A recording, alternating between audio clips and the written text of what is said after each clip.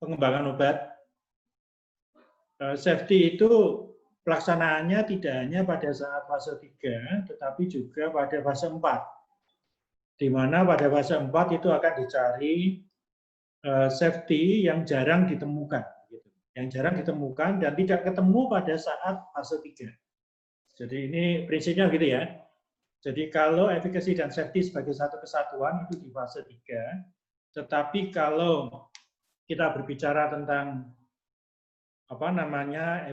safety sebagai keamanan obat, maka biasanya akan dilihat secara lebih detail pada awal-awal pada fase 4. Jadi makasih Mas Irfan. Jadi kalau kita melihat perjalanan penelitian, maka perjalanan pertama adalah masa-masa penelitian di preklinis, lalu klinis untuk fase 1, 2, 3 itu yang akan kita bahas, dan fase 4 nantinya. Fase 3 selesai, biasanya sudah bisa dimajukan ke semacam badan POM, tempat di mana otoritas obat itu melakukan evaluasi. Apabila dianggap aman, kemudian bermanfaat, maka akan lanjut ke boleh dipasarkan dengan nomor registrasi, selanjutnya masuk ke fase 4. Nah, kita akan belajar tentang fase 3. Monggo Mas, selanjutnya. Ini fase 1, 2 sudah tahu, fase 3 sudah jelas, saudara-saudara sekalian, ya, prinsip-prinsipnya adalah ini. Fase 3 ini adalah memastikan safety dan efficacy pada pasien. Artinya, pada sejumlah pasien. Kalau kita berbicara mengenai proof, maka kita akan berbicara tentang objektif dari suatu penelitian. Dari objektif itu akan dihitung jumlah sampelnya. Nah, kekuatan jumlah sampel akan sangat tergantung dari objektifnya. Kekuatan jumlah sampel ini terutama untuk melihat efficacy, bukan dari aspek safety. Karena kalau safety misalnya 1 dari 100.000 orang, maka akan dibutuhkan jumlah N yang sangat besar. Oleh karenanya akan digunakan kriteria-kriteria atau parameter-parameter efficacy untuk menghitung jumlah N. Yang kedua, tujuan dari fase 3 adalah mencari dosis regimen yang paling baik, yang sebenarnya sudah didapat dari fase 2, tetapi dibuktikan di fase 3. Artinya apa? Dosis regimen ini adalah misalnya per oral 3x1 sebelum makan, maka itu yang dipastikan semua. Sebelumnya sudah ditapis, sudah diselesaikan di fase 2, mana yang terbaik, maka terbaik itu akan digunakan di fase 3. Jumlah N yang terlibat biasanya ratusan hingga ribuan. Misalnya antihipertensi itu berkisar ratusan sampai ribuan, demikian juga untuk anti diabetik. Tetapi kalau anti cancer biasanya bergerak dari puluhan, sekitar lebih dari 70 hingga sampai kepada 300-an. Apabila kita berbicara tentang fase 4 yang untuk safety, maka kita berbicara tentang post-marketing surveillance. Mungkin Pak Jarin menyampaikan ini, tetapi inti dari post-marketing surveillance untuk efficacy, untuk safety ini adalah melihat pola-pola pengobatan yang berlaku, kemudian efek sampingnya apa. Karena seringkali di dalam fase 4 itu terjadi dosis-dosis yang tidak dikehendaki. Pertama mungkin dosisnya lupa. Yang kedua dosisnya kelebihan. Yang ketiga dosisnya sampai dosis letal. Karena orang tidak tahu. Demikian juga bisa terjadi pada saat pemakaian di awal-awal, pasien-pasien yang seharusnya tidak menerima obat ini, misalnya orang dengan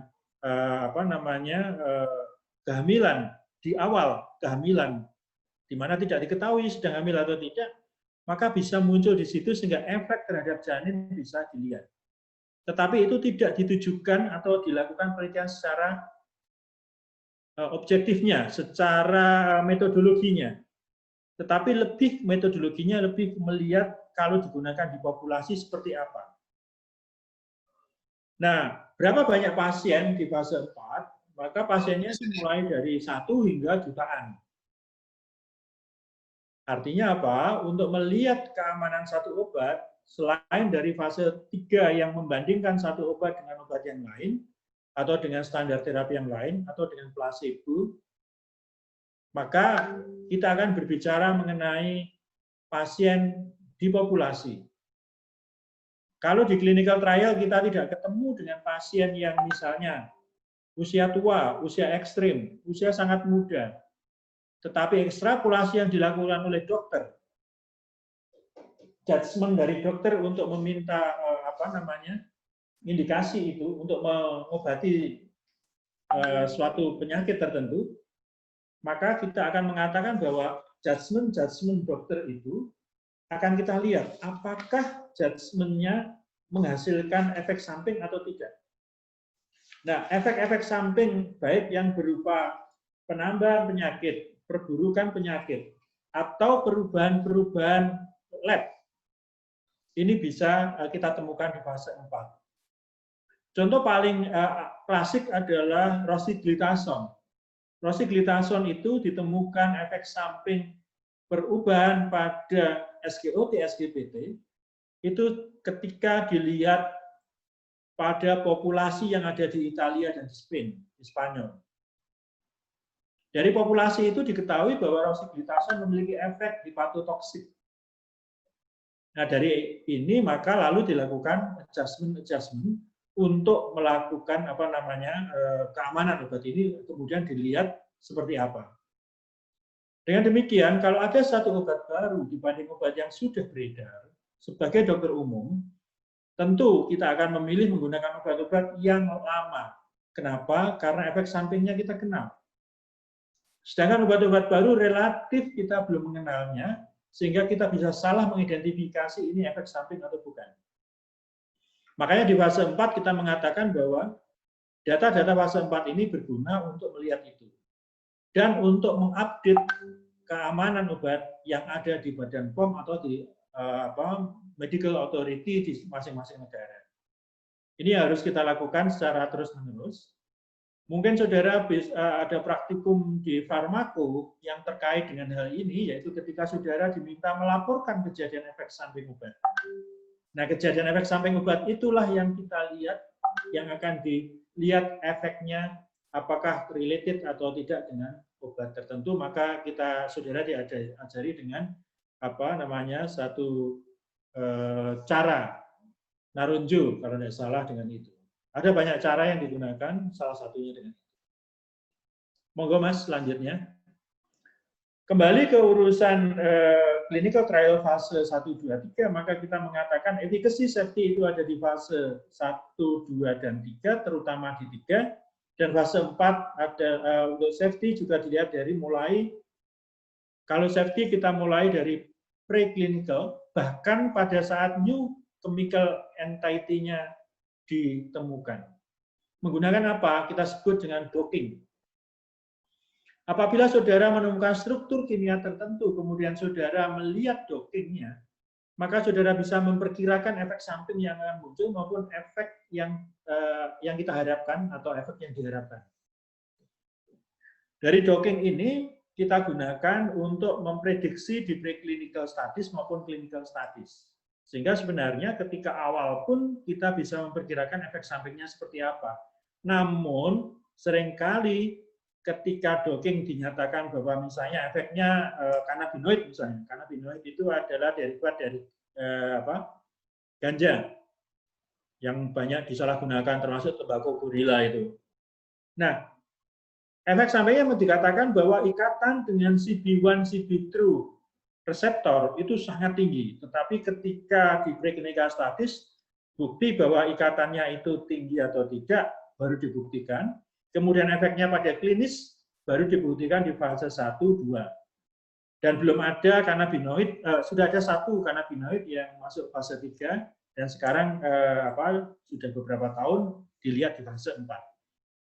Artinya apa? Satu obat tertentu maka akan melewati fase-fase ini. Kalau ada pertanyaan, fase 4 terutama untuk melihat apa? Jawabannya apa? Fase 4? Ada yang tahu? Efek samping obat. Efek samping obat, oke. Itu terutama ya. Lalu kalau kita bicara fase 3, maka dia akan melihat apa? Efficacy dan safety. Efficacy dan safety. Jadi merupakan satu kesatuan, bukan hanya efficacy saja ya. Efficacy dan safety. Mengapa demikian? Karena pada efficacy-nya akan kita bandingkan efeknya, safety-nya juga akan kita bandingkan. Obat yang kita uji dengan standarnya atau dengan sesuatu yang sudah ada. Ada pertanyaan, Mas, Mbak? Dok, izin bertanya. Yap, Muhammad Nur Fahmi. Iya, Dok. Izin bertanya. Sebenarnya waktu baca-baca jurnal, kadang-kadang di objektif tuh kadang-kadang ada yang nyebut efektivitas, kadang juga ada yang nyebut efikasi, Dok. Sebenarnya penasaran, Dok, apakah ada perbedaan di antara keduanya? Kemudian kalau misalkan berbeda, efektivitas itu ada di bagian mana ya, Dok, kalau di sini? Ya, terima kasih. Kalau kita menggunakan metode randomized control trial, maka kita bicara tentang masing-masing studi itu kita bicara efektivitas, masing-masing studi. Tetapi kalau beberapa studi kita gabungkan, maka kita akan memiliki efficacy, kemanfaatan. Artinya apa? Kita melihat konsistensi dari penelitian itu. Kalau kita menggunakan pendekatan yang kita sebut dengan review, maka kalau review kita akan membandingkan masing-masing studi kekuatan dan kelemahannya dan efikasinya. Tetapi kalau kita menggunakan meta-analisis, kita hanya akan menggunakan studi-studi yang sama, studi-studi yang memiliki kekuatan yang cukup, kemudian data itu kita agregat. Kalau misalnya studi A N-nya 1, N-nya 10, kemudian studi 2 N-nya 20, studi 3 N-nya 100, dan seterusnya, maka jumlah N itu kita jumlahkan semua menjadi pembagi atas efikasi. Itu yang disebut dengan meta-analisis. Syarat-syaratnya ketat untuk melakukan meta-analisis, tetapi kita bisa melakukan systematic review dengan melihat dari masing-masing studi yang ada. Kira-kira seperti itu, Dek. Jadi kalau efikasi kita membicarakan tentang kemanfaatan klinik dari beberapa studi, tetapi kalau efektivitas mungkin kita akan berbicara mengenai satu masing-masing studi individual study. Itu yang kita pakai di terminologinya. Itu Mas Nur Fahmi ya, Muhammad Nur Fahmi. Ada yang lain? Kalau tidak bisa lanjutkan ya, monggo Mas Evan. Nah, di fase 3 ini kita melihat yang kita sebut sebagai penelitian dengan randomized control trial. Ada 2 studi metode besar yang dipakai di randomized control trial. Yang pertama adalah dengan paralel, yang kedua dengan crossover, itu secara metodologinya, desainnya maksud saya. Tetapi kalau secara statistik kita akan berbicara mengenai apakah kita melihat ekuivalensi, kesamaan, atau super ekuivalensi, artinya dia harus lebih baik, atau kita melihat yang lain. Ini akan kita lihat. Biasanya adalah kalau kita bicara fase 3, yang banyak kita berbicara mengenai ekuivalensi. Ekuivalensi artinya similarity, kesamaan satu obat dengan obat yang lain. Kesamaan itu secara statistik akan dibuktikan dengan min yang sama atau proporsi yang sama dan pada rentang simpangan baku yang diterima. Dengan demikian, perhitungan-perhitungan jumlah sampel, perhitungan-perhitungan terkait dengan statistik yang kita lakukan akan mengacu ke sana.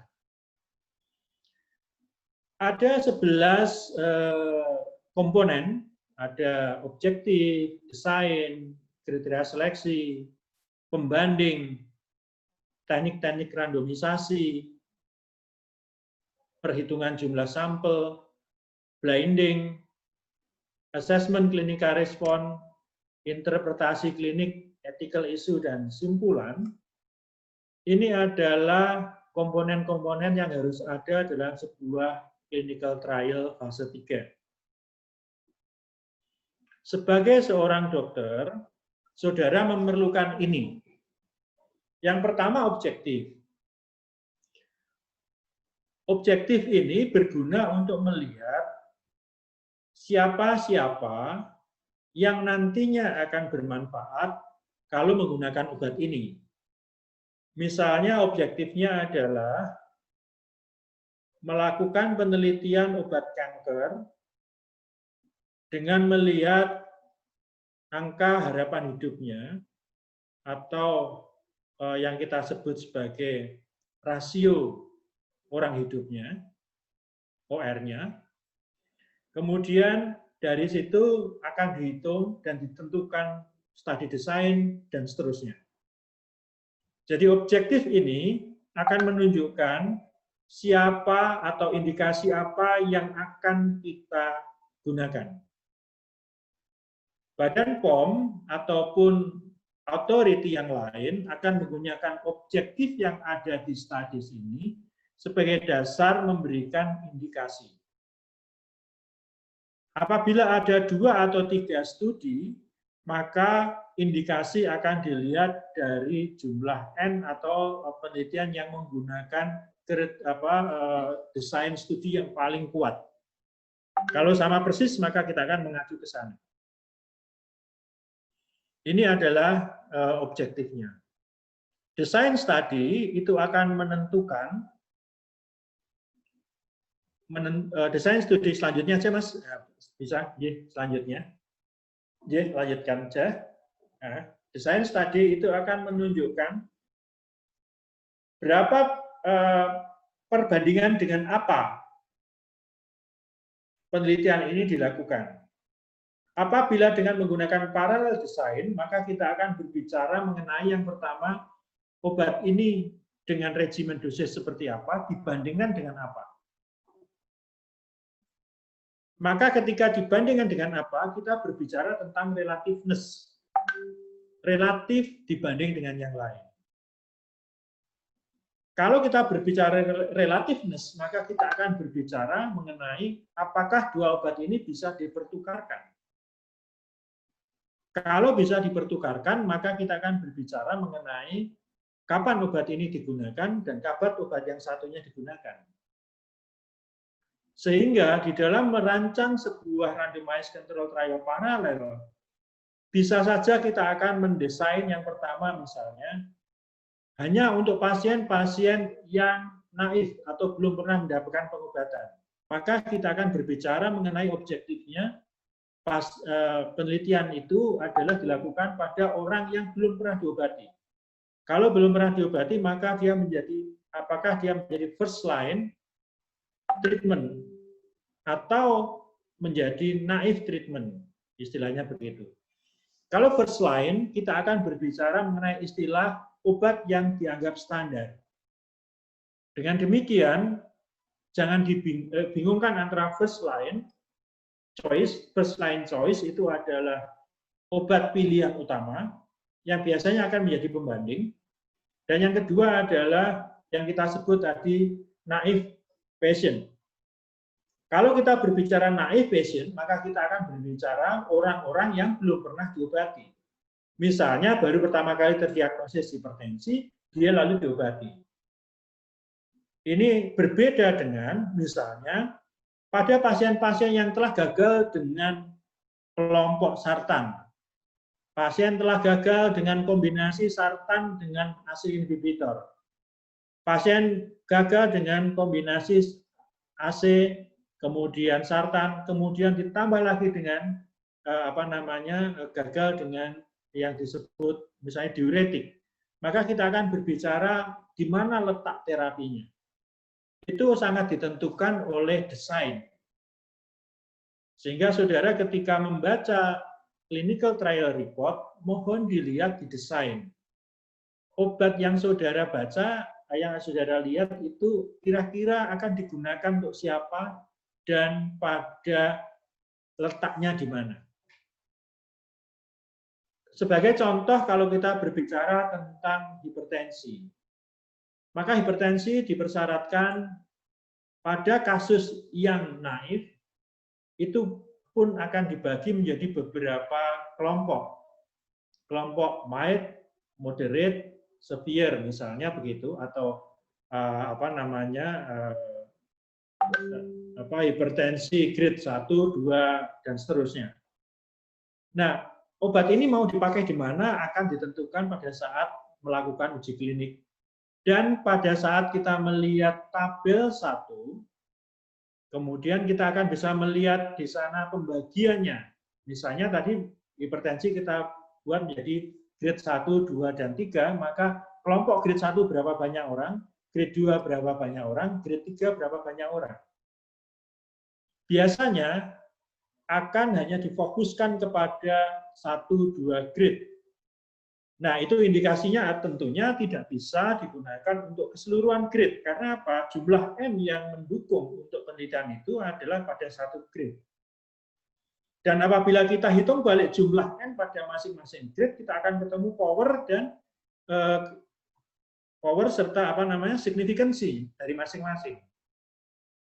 Nah, ini yang menjadi alasan kenapa clinical trial itu mahal.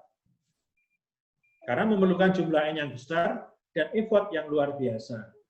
Oleh karenanya, biasanya di-endorse oleh industri farmasi atau oleh negara. Kalau yang dilakukan penelitian oleh negara melalui perguruan tinggi, biasanya jumlah N-nya hanya untuk 1 parameter atau 2 parameter. Sehingga jumlah N-nya hanya terbatas 10, 30, begitu. Sehingga kita tidak bisa melihat secara keseluruhan overall untuk pemakaiannya pada populasi. Studi desain yang kedua adalah RCT, tetapi crossover, artinya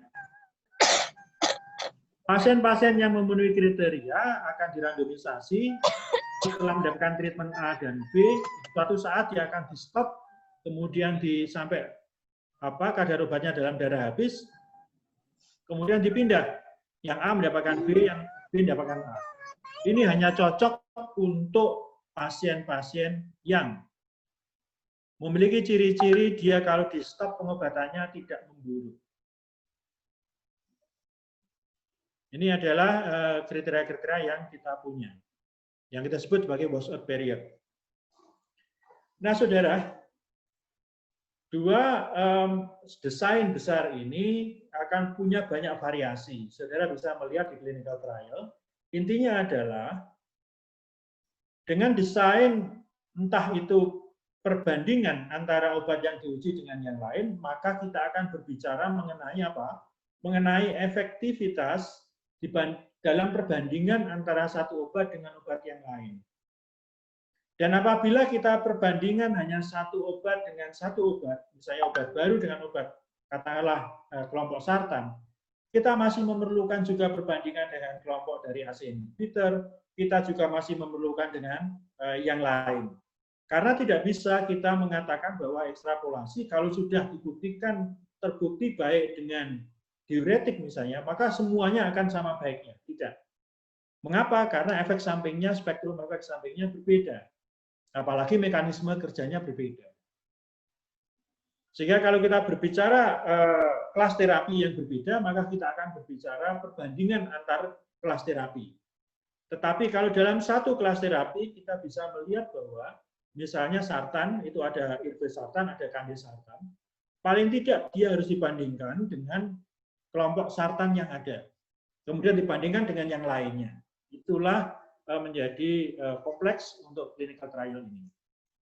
Baik, kita lanjutkan untuk yang slide selanjutnya, Mas. Ini pasien akan sangat menentukan mana yang akan kita pakai. Obat ini akan dipakai untuk pasien yang seperti apa.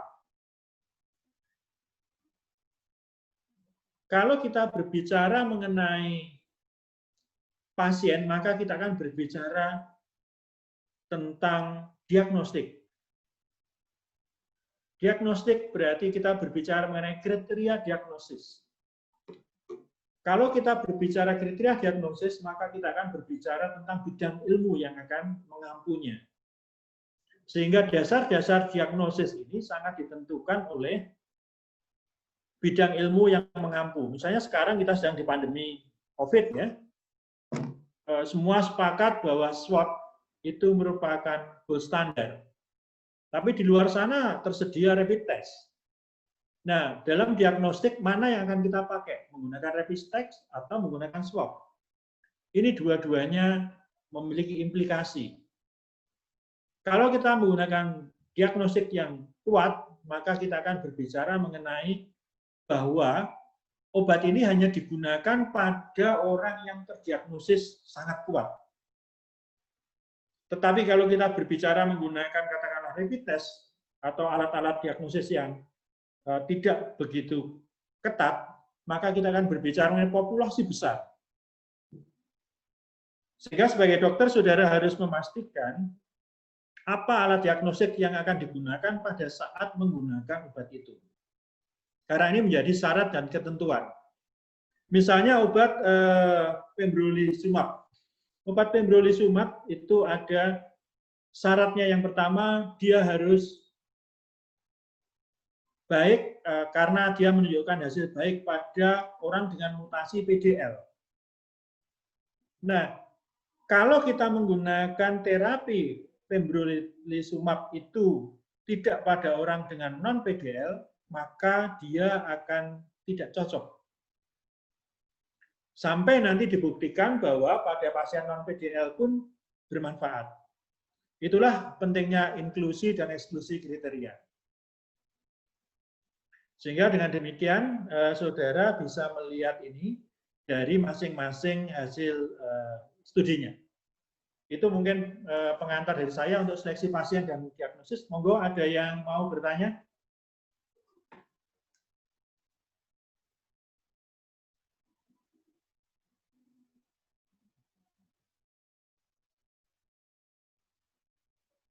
Pripun? Baik, kalau belum ada,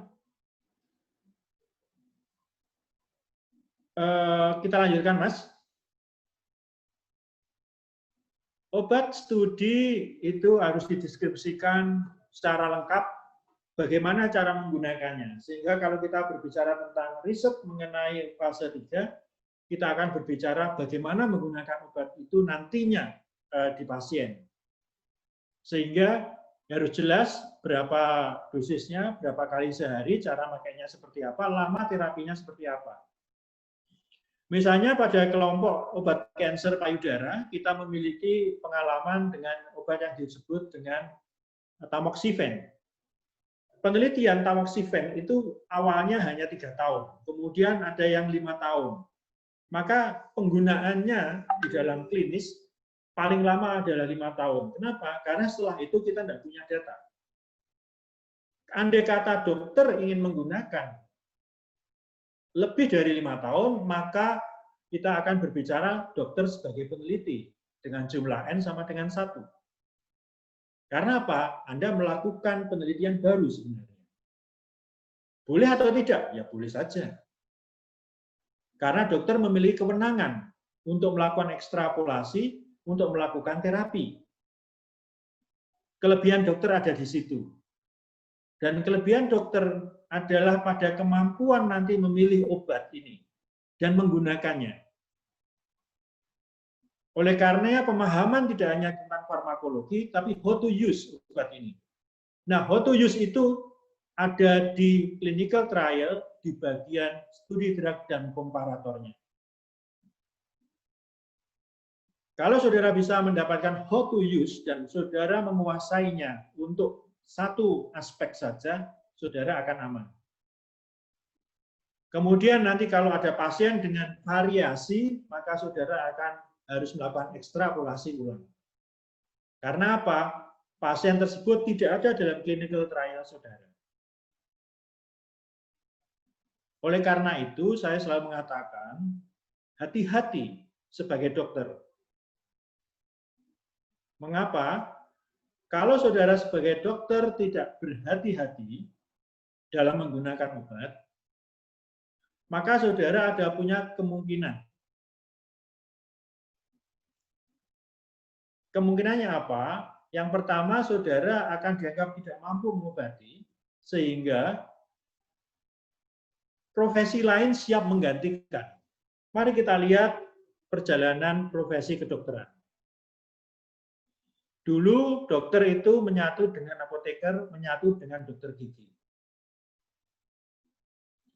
Tetapi beberapa orang lalu membuat fokus, lalu membuat apoteker tersendiri, dokter gigi tersendiri. Nah, kalau kemampuan diagnosis saudara kuat, kemungkinan juga nanti diambil orang lain, kalau Anda sudah tidak hati-hati. Buktinya apa? Karena sekarang kawan-kawan lab itu bisa melakukan diagnosis, karena diagnosis yang ada di lab ada dua. Diagnosis untuk menyingkirkan satu penyakit, tapi juga ada diagnosis untuk menentukan penyakit. Sebagai contoh, untuk COVID, maka itu adalah ditentukan oleh hasil lab, bukan oleh klinis. Makanya para klinisi ahli paru mengatakan, kami tidak butuh swab. Kami butuhnya adalah aspek klinisnya dia menunjang kepada COVID, saya obati COVID. Tetapi kawan-kawan lab mengatakan, jangan begitu, tetapi you harus menentukan, mendapatkan swab-nya, baru Anda bisa mengobati COVID. Padahal kalau kita lihat COVID belum ada obatnya. Jadi bagi ahli paru akan dikatakan bahwa it doesn't matter, saya mengobati apapun, nggak ada obatnya. Paham nggak ini? Artinya kalau saudara tidak berhati-hati dan tidak memaintain kemampuan saudara secara populasi sebagai dokter, maka suatu saat profesi lain akan mengambil alih. Termasuk apoteker siap mengambil alih kalau saudara tidak siap memilih obat dan menggunakan obat. Karena saudara terlalu fokus pada teknik-teknik untuk melakukan diagnosis. Hati-hati ini. Ya. Jadi kadang-kadang kita harus melihat profesi lain, bukan berarti saya mengatakan apoteker akan mengambil, tapi di luar sana itu sudah terjadi. Nah, kembali ke belajar tentang bagaimana menggunakan obat, kemudian bagaimana melakukan pengobatan, di study drug ini adalah tempatnya. Jadi mohon dipahami itu ya. Nah, kalau kita berbicara tentang obat itu bermanfaat atau tidak, maka kita akan berbicara dengan pembandingnya. Maka kita punya dua pembanding, yaitu placebo yang merupakan isinya tidak ada, atau manfaatnya tidak ada, kemudian yang positif. Placebo itu bukan berarti dia begitu saja, tetapi bisa saja kita tambahkan kepada standar treatment yang sudah ada, kemudian yang satu dengan penambahan obat itu, dan yang lain dengan placebo. Placebonya tetap semuanya mendapatkan, maupun yang tidak mendapatkan standar treatment. Kita sebut sebagai add-on treatment. Gitu nggih? Ada yang ditanyakan? Baik, kalau tidak kita lanjutkan.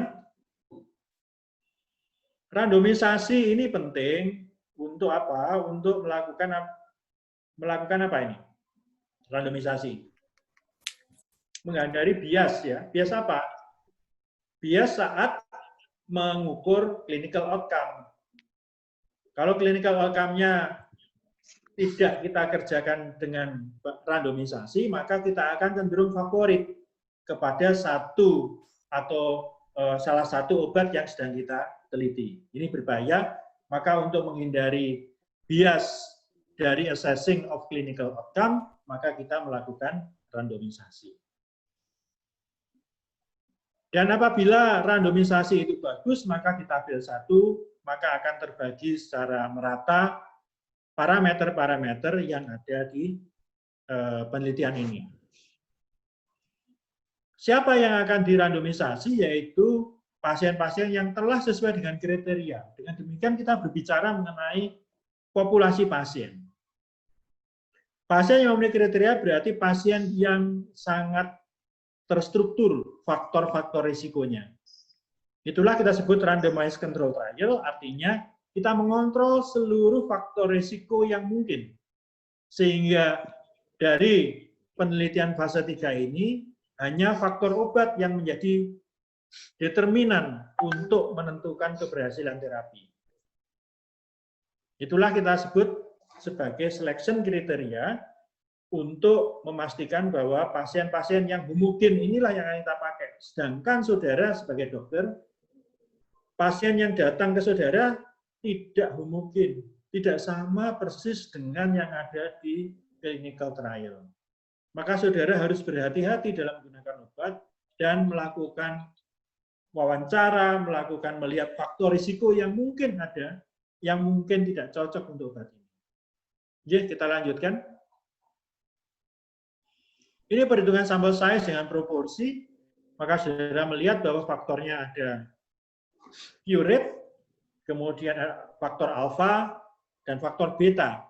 Alfa adalah false positif, kemudian beta adalah false negatif. Alfa adalah significancy, beta kita sebut sebagai power. Sehingga kalau kita melihat alfa biasanya 0,05, dan juga powernya adalah 0,2, maka faktor A dan B adalah 7,9 dan seterusnya. Baik, kita lanjutkan. Monggo Mas Irfan, mohon dibantu. Selanjutnya, blinding. Blinding ini kita penting untuk pasien, untuk observer, untuk dokter, untuk tidak tahu dia menerima obat apa. Bagaimana kalau obatnya itu sangat berbau? Ya kita buat dummy. Dummy artinya apa? Sesuatu yang sama tetapi tidak ada isinya. Misalnya begini, kalau kita menggunakan herbal medicine, maka kita buat dummy dari herbal itu untuk bau dan warna dan seterusnya. Sehingga semua kelompok akan seolah-olah mendapatkan obat yang sama. Yang satu adalah obatnya, kemudian dummy dari placebo atau obat aktif. Kemudian kelompok yang kedua, obatnya sendiri, dummy dari placebo-nya. Paham ya? Jadi masing-masing obat dibuat dummy-nya, cuman letaknya berbeda. Nah, tujuan dari blinding ini adalah juga untuk menghindari bias pada saat menghitung clinical response. Maka kita biasa menggunakan double blind atau triple blind, tetapi yang lazim triple blind pun disebut dari double blind. Kalau single blind itu hanya pasien atau orang yang mengakses saja. Kalau double blind, dokter dan juga pasiennya. Begitu. Selanjutnya, Mas. Nah, ini yang paling pokok, saudara sekalian.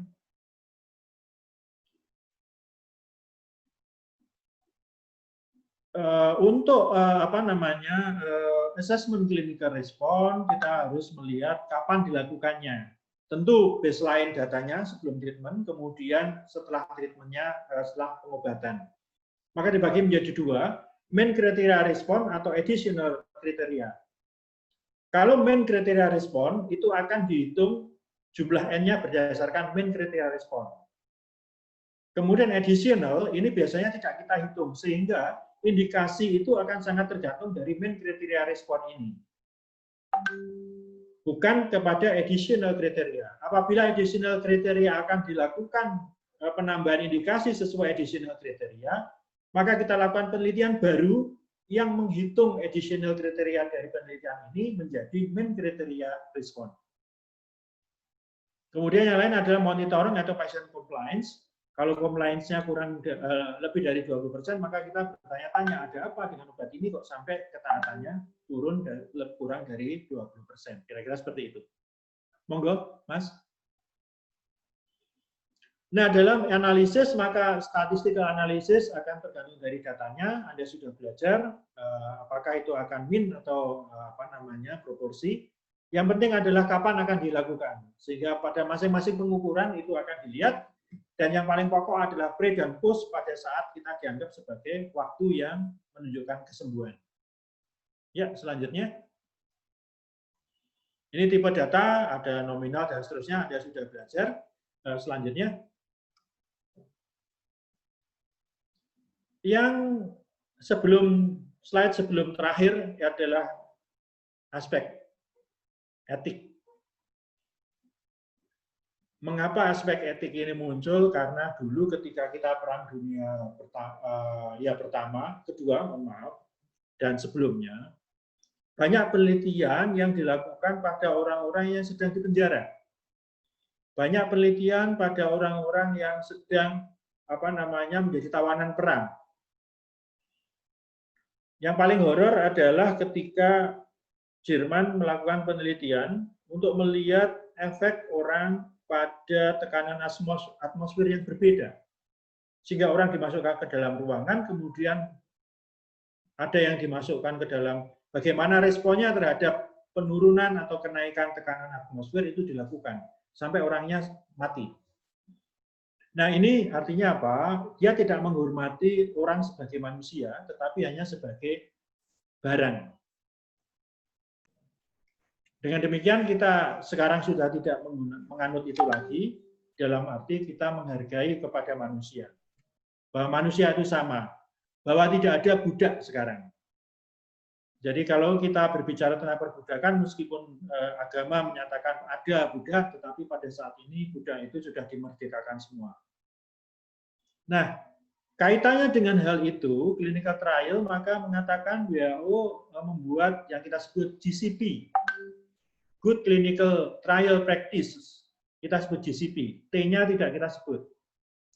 Kemudian industri farmasi bersama dengan Regulatory Authority membuat International Cooperation Harmonization untuk GCP.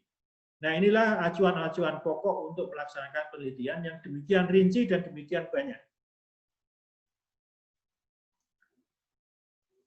Komponen dari GCP yang pertama adalah kita perlu Ethical Committee of Biomedical Intervention. Yang kalau di Fakultas Kedokteran, semua penelitian harus melalui komisi etik. Kemudian yang kedua, partisipasi itu harus bersifat bukan paksaan. Kemudian kapan saja pasien itu mau berhenti dari penelitian boleh dan tidak mendapatkan sanksi. Kemudian seluruh informasinya bersifat rahasia. Artinya individu itu lalu tidak menjadi prostamaji, tidak menjadi si A atau si B, tetapi nomor. Jadi individu ini dengan ciri-ciri ini. Yang dilihat adalah ciri-cirinya, bukan individunya. Ini adalah kaitannya dengan ethical issue. Monggo selanjutnya, yang terakhir, untuk melakukan konklusi ini harus saudara ambil secara hati-hati dari keseluruhannya, dan biasanya akan sangat tergantung dari hasil analisis statistik. Namun saudara harus mengatakan bahwa statistik itu just statistik. Perbedaan yang sangat kecil dengan jumlah N yang sangat besar, itu akan bisa terjadi. Sehingga kita akan mengatakan poin untuk secara klinis dari statistik itu berapa. Sebagai contoh begini, HbA1c. HbA1c itu bisa turun 0,01.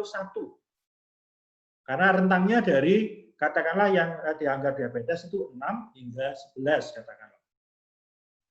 Maka dia turun 0,01, itu kalau jumlah N-nya lebih dari 1000, pasti akan berbeda secara statistik. Cuman pertanyaan 0,01 itu berbeda secara bermakna, secara klinis atau tidak. Ini yang saudara harus pastikan. Itu adalah pengantar nanti saudara untuk mempelajari yang lain secara lebih mendalam dari kami. Mungkin ada pertanyaan, monggo.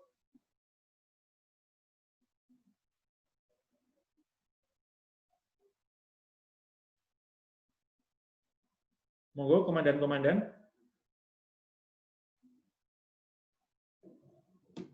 Belum ada, Dok. Kalau tidak ada, monggo free aja kalau mau apa. Ya, terima kasih Mutia. Kalau belum ada, monggo kalau ada pertanyaan selama saya ada di Farmako boleh ditanyakan karena sekarang baru pandemi. PPT-nya monggo di-share saja, silakan. Oke, Mbak Indri. Silakan Mas Irfan ya. Taruh di mana monggo Mas biar dia pakai ya dari Prof Surya. Kalau ada pertanyaan, monggo silakan hubungi saya di nomor saya WA atau di email, monggo. Mas Irfan, saya persilakan kalau ada yang mau bertanya melalui email atau apa. Mekaten? Kalau tidak ada pertanyaan, boleh saya tutup, saudara-saudara sekalian. Masih ada 15 menit dan tak percepat jadi. Ya, soalnya akan tidak jauh dari itu. Ya, saudara sudah tahu pola pertanyaan saya, jadi tidak jauh dari pola pertanyaan yang ada. Itu hanya untuk sekedar apa namanya pengujian, tetapi kalau kita yang penting saudara memahaminya. Makatan ya. Baik, kalau tidak ada pertanyaan, waktu saya kembalikan ke Mas Ivan. Terima kasih, mohon maaf lahir batin, sukses untuk Anda. Kalau ada yang kesulitan-kesulitan dalam proses belajar mengajar, monggo lapor ke Mas Irfan supaya nanti disampaikan ke kami kaitannya dengan banyak hal. Monggo kita bisa berdiskusi. Saya berharap tidak ada kesulitan saudara mengikuti pembelajaran daring ini. Alhamdulillah Fakultas Kedokteran menggunakan Zoom tidak bebek yang pusing kuotanya begitu.